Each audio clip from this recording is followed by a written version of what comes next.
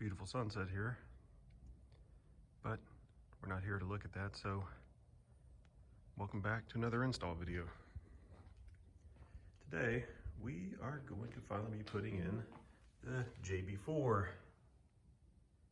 Now this one is the Group 7 scent version that goes on the SQ5, the S4, the S5, RS5.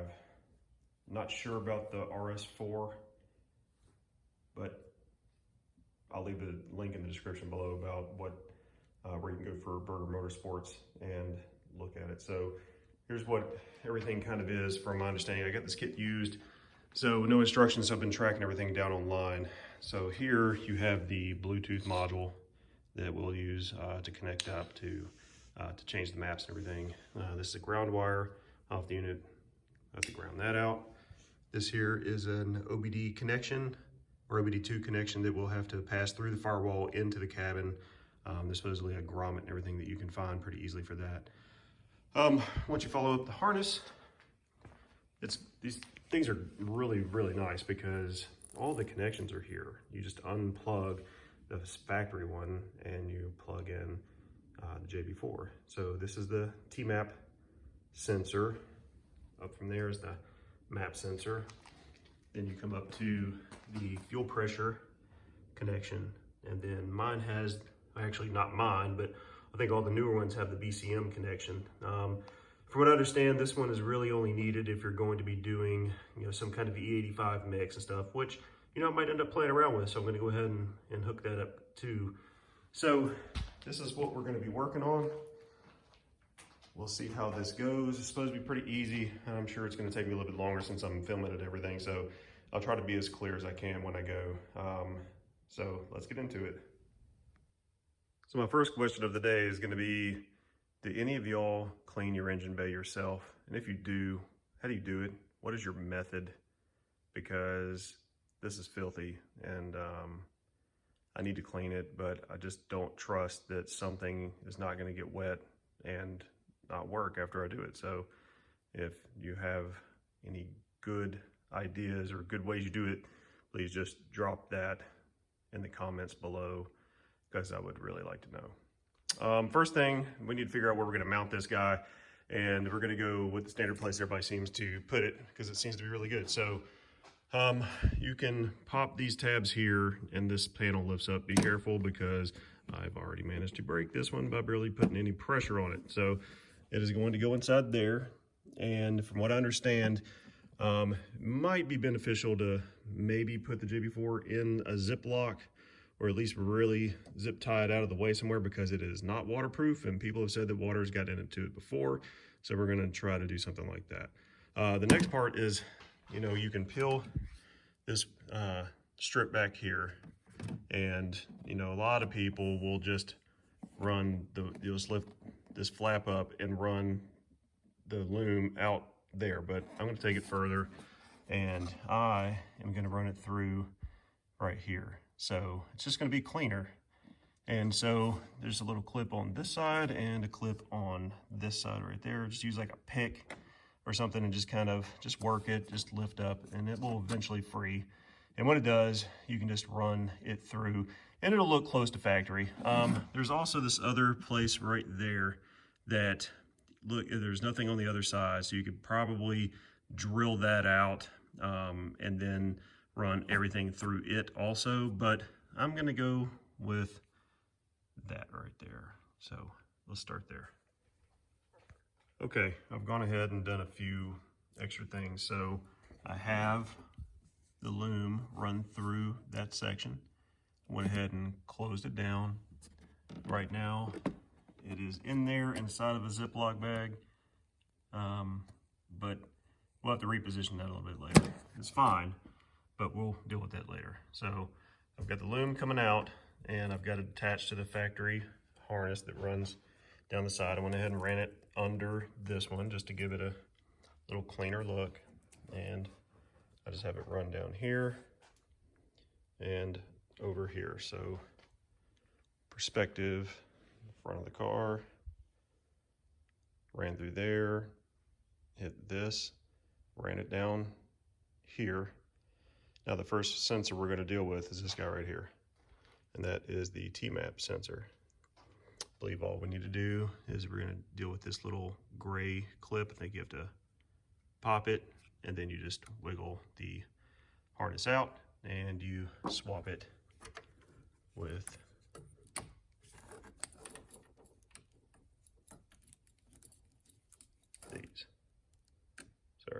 these guys right here.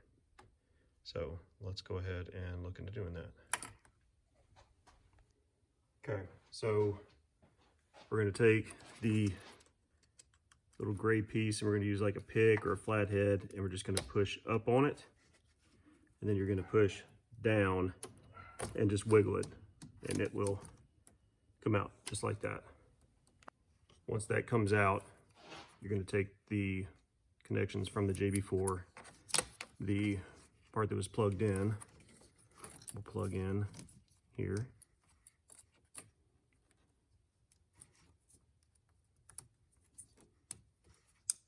Clicks, then push that back, and then you're going to take the other one, make sure it's pulled. It also has a little piece on it, just make sure it's pulled back as well, and you're going to plug it until it clicks, and then push to lock it in place. We'll come back later and look at cleaning a lot of this up, but right now just kind of want to get it in. Okay, so again, perspective, straight down. This right here is what we just did. That's the TMAP sensor. And we're just going to come a little bit to our left, and here's the next one right here. It's got the same kind of connection as the TMAP, so this is the MAP sensor. So we're going to take and do the same thing. We're going to pop the gray, push down, wiggle it out, and once it pops free, we're going to do the same thing with these connectors here.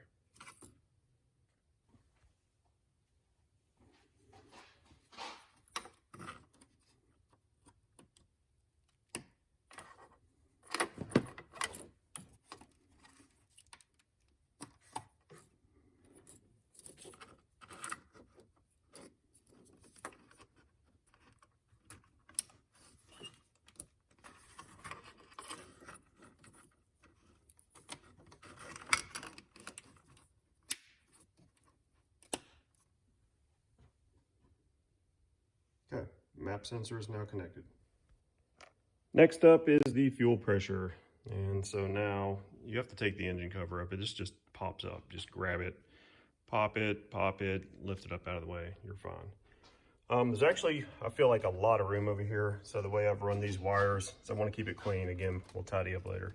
But I've kind of gone down this way with a zip tie to hold it further.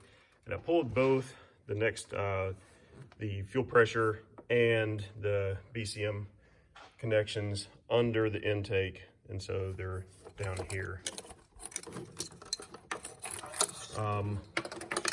The connection that we're going to is right there, the one with the purple, looks like two purples and a blue, with a red connector, that guy right there. So here's what you have to do. I'll try to get this on video, but my hands might be in the way. So you have to take that red tab and you push it up.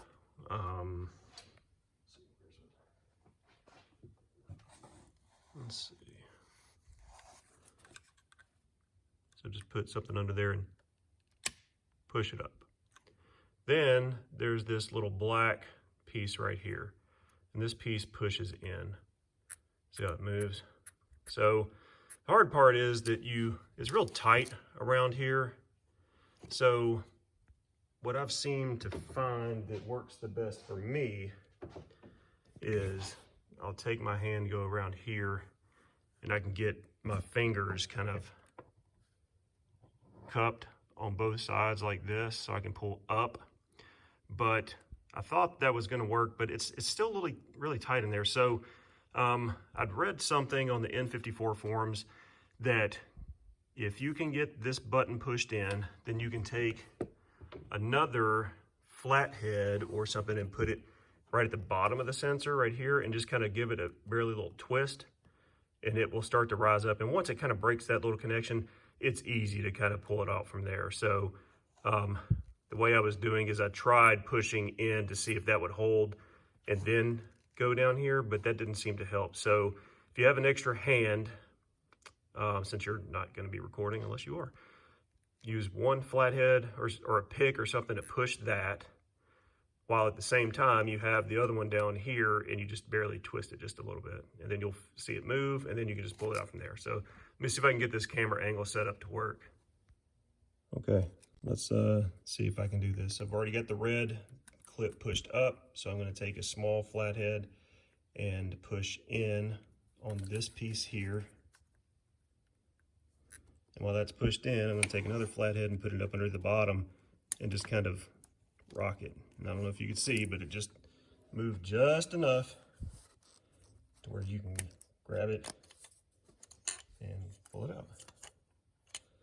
So let's get on to making those connections. Wanted to take a second and point this out also. I remember reading about this, and since this is a used kit, I wasn't sure whether or not I would see this or not, but it seemed like in the early stages, someone was talking about how some of these connectors wouldn't slip on all the way, and so they had to go through and kind of grind this area down, and it looks like they had to do it on this one. So there used to be a little angle, like it would come down from here to here, just kind of a slight angle down, and it was preventing this plug from being pushed in all the way. So I'm assuming the previous owner went through and filed this and this down just to make it more flat in order for it to plug in to all these harnesses. But I wanted to take a minute and point that out to you in case you run across having issues. You might have to do that on some of these. Okay, so let's plug these in.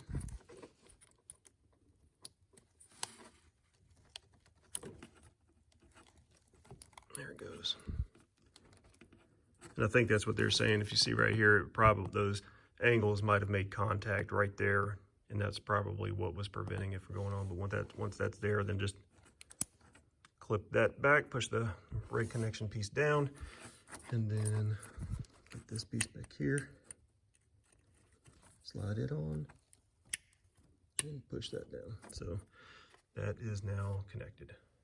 Okay, the last connection we're going to make is the BCM, or the boost control module.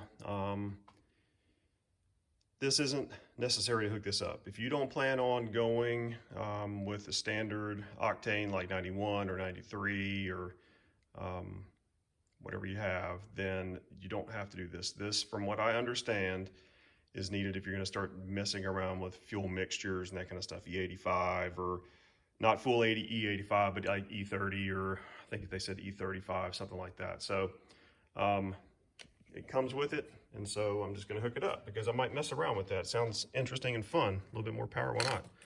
So this is the connections on the JB4, and where we're going to be going is right here. So if you look at this heat wrap, it's kind of right up under there. The wires seem to be yellow and red, and I don't know, blue with a white stripe, gray, black, white stripe, something like that. But this connector, everybody has said, just drives them insane. Well, if you hadn't dealt with it before, I can understand why.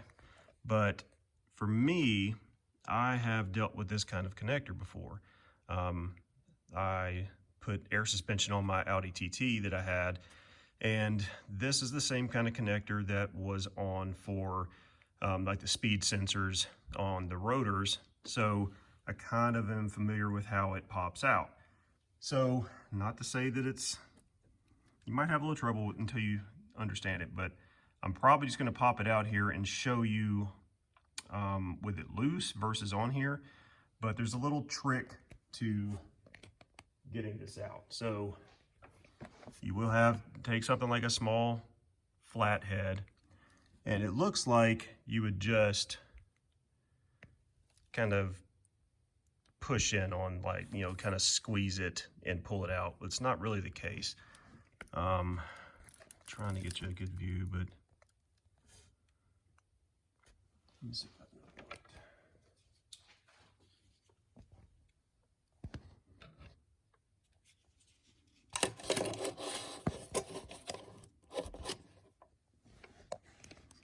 Sorry guys. this doesn't do it either. This block right here is in the way, but anyway, there's a little right behind this piece is a small little indentation, and you have to take the flathead and you put it in this hole, and you kind of, if I'm oriented like this, I'm gonna pull it this way. So I'm gonna kind of be going, I'm gonna be rocking this back towards the wires, like that kind of a motion, but you don't have to have a lot of pressure. It's very easy, and when you get it in there and you make the motion, you'll hear it click.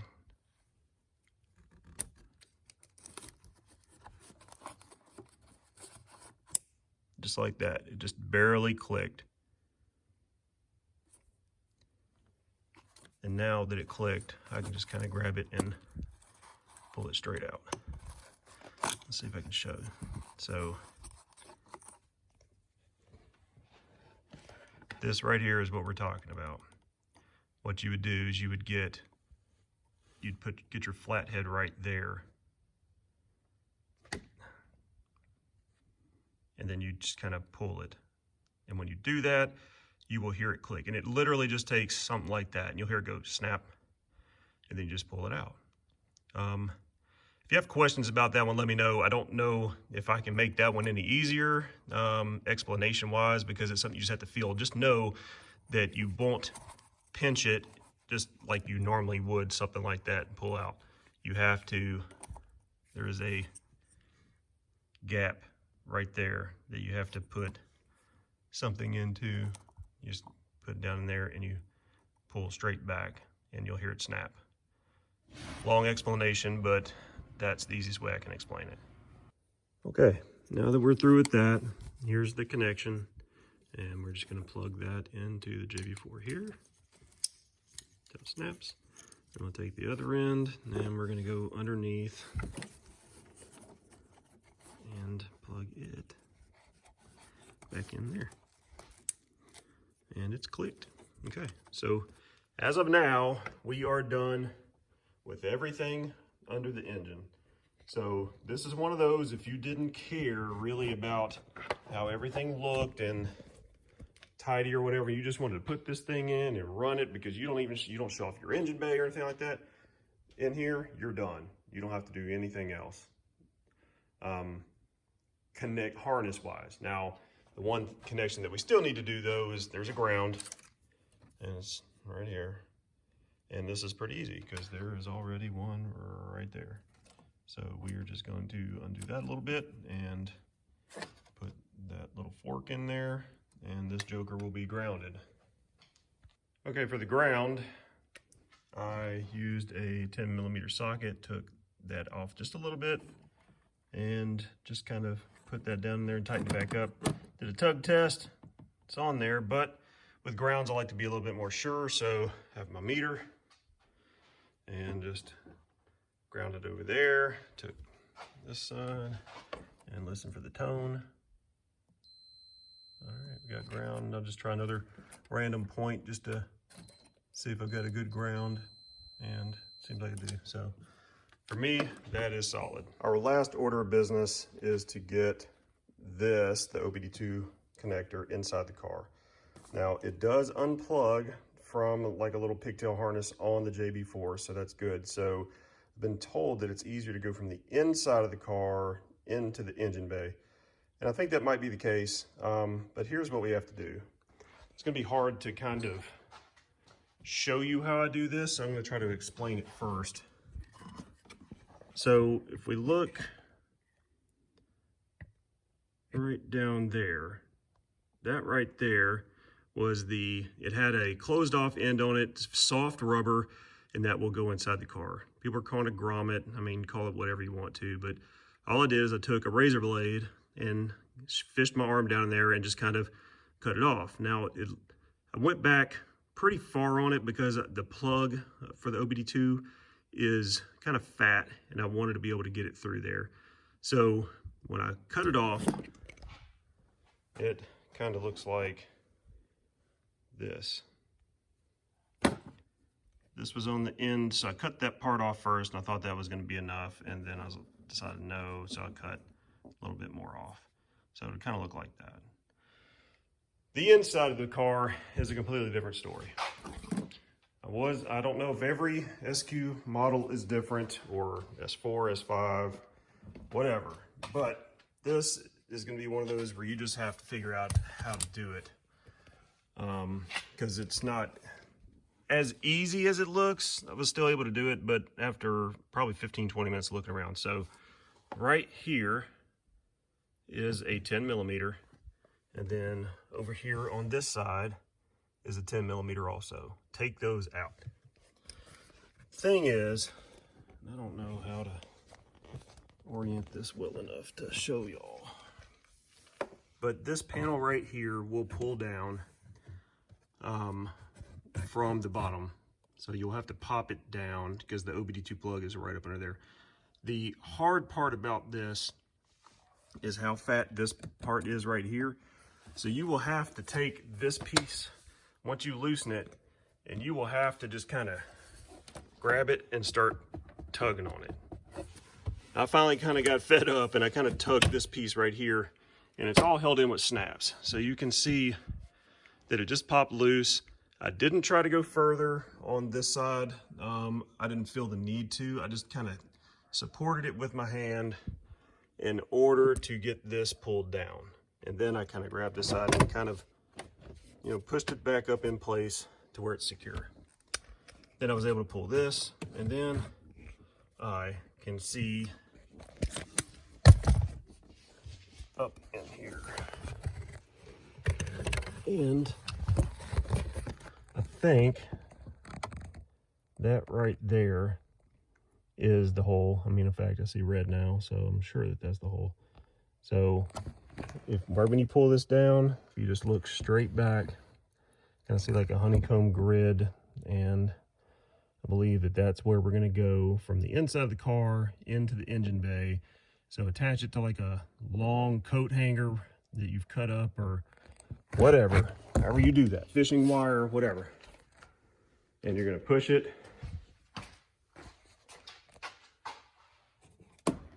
down into here, or up into here, and it should pop out right there. That's what we're looking for. Let's see what we can do.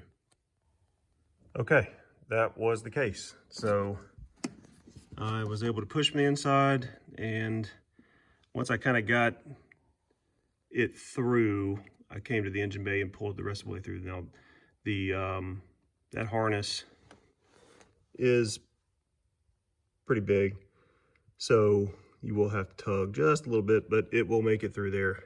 And now we're just going to plug that into the JB4. Okay, it's all back together now. I did pull out the OBD2 plug, and there's some when this panel right here is down, there's some clips, and you just kind of pinch them in, and you push the OBD2 up into this cavity area. And when it's in there, you can pull the JB4 plug through, and then reseat the OBD2 in there, and then plug the JB4 in there. So, I mean, it's not super clean, but it's better than wires everywhere, honestly. So at this point, the installation is done. So this is probably where I will finish this video, just because this was an install video. I will probably do separate videos for the software and putting all the maps and stuff on. So from here, I have to download the JB4 app, and it's a paid app. I think it's $28, $27. And then once that's there, you link it to the Bluetooth if your unit has Bluetooth. I think there is another one that has a data cable that you have to plug into like a laptop or something in order for to control the maps and stuff like that.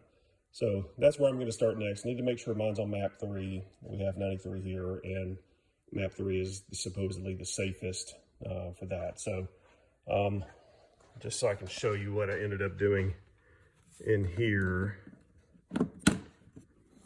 Right now, it's just in a Ziploc bag with some zip ties around it to keep it secure. I just have it laid down in there right now because right up there, that is the windshield washer arm, and I don't want it hitting that.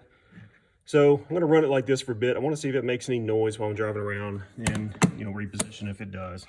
But yeah, that's all for the JB4 install. I think I might be putting on or getting a Rock Euro intake as well. Don't know yet, haven't decided. Just small things to keep going. So anyway, guys, that's it. If you like this kind of content, just let me know by clicking that like button, and you know, feel free to subscribe. I will continue to have videos as long as there are things that won't void my warranty. And you know, that's kind of why I went with the JB4. And I forgot to mention this at the beginning, so I'll just do it now. I will probably eventually, if I keep this car that long, which I probably will, this car is a CPO, and so I have a 5-year unlimited mile warranty on it. So right now I'm right at 30,000 miles. And the warranty is up in like 2024. So the JB4 was the easiest thing because I can just plug and play. I'm not reflashing the entire ECU, where if I go to Audi and they have to plug the car up and do readings, they can tell whether or not it's been flashed. And, you know, they might give me the dreaded TD1, which means that I think that just the motor warranty is voided because, you know, they can't tell you that it voids the entire car warranty. So I don't want TD1, and I'd rather, the JB4, supposedly the MAP 3 that I'll be on is good for another 60 to 70 horsepower. So, I mean, I gave $300 for this module, and that was a really good price. And so the price or dollar per horsepower addition is, you know, for me, it was a no-brainer. So later on, I will probably flash and get a dedicated ECU tune, and that way I can get a TCU tune as well. But anyway, that's all I'm going to ramble on for. But if you enjoy this kind of stuff, like and subscribe. You know, shoot me any comments if you have any questions or whatever. And I really do want to know about the what y'all use to clean the motor with. It's disgusting under here, and I'd really like to try to clean it up a little bit. But if you have links to another video that I can go watch that you have used and enjoy and everything, just shoot me that information. All right, y'all. So until next time, later.